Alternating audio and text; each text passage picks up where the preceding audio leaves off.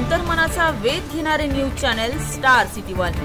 राज्यातील आणि देशातील राजकीय घडामोडी पाहण्यासाठी आणि इतरही बातम्या पाहण्यासाठी सबस्क्राइब करा स्टार सिटी वन।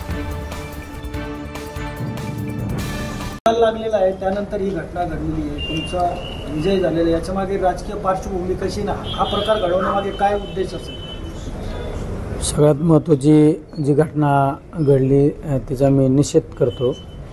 आणि राजकारण हा खेळ असतो, ते खेळामध्ये जय पराजय होत असतो, पण तो आनंदाने पचवता आला पाहिजे।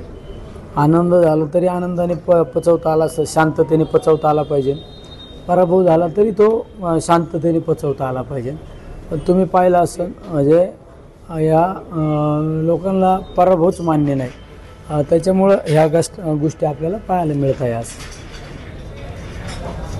सध्या राहुल जावरेंची परिस्थिती कशी आहे? त्यांना अतिदक्षता विभागात ठेवण्यात आलं आहे, एकंदरीत तुम्ही आता भेटून आलाय काय? आता भेटून आलो मी, डॉक्टरांशी पण चर्चा केली। त्याच्या छातीला आणि मणक्याला मार लागल्यामुळं, डोक्याला पण मार लागल्यामुळं थोडी परिस्थिती चिंताजनक आहे। हे जे काही आज घडलं आहे हे सगळं सुनियोजित होतं का?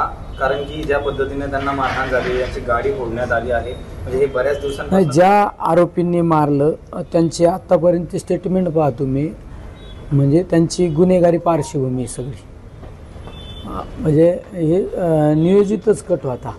त्यांचे अनेक वेळा असे प्रकार त्यांच्या हातून झालेले, काही अधिकाऱ्यांना सुद्धा मारहाण त्यांच्या हातून झालेली, हे सराईत गुन्हेगार आहेत। आता तुम्ही पोलीस अधीक्षकांना भेटणार आहात, काय माहिती काय? मी पोलीस अधीक्षकांना मी स्वतः भेटणार नाही, कारण अजून आचारसंहिता काही पूर्णपणे संपलेली नाही। आमचे काही सहकारी पोलीस अधीक्षकांना भेटणार आहे।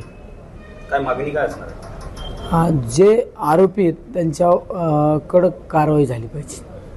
हा जो आजचा प्रकार झाला ते स्थानिक संघर्ष आहे की त्याच्या पाठीमागे काही शक्ती आहे की ज्यांच्या पाठबळामुळे? राजकीय पाठबळ आता काय म्हणता येणार नाही मला, राजकीय रंग पण द्यायचा नाही मला या गोष्टीला। माझी एक सवय निवड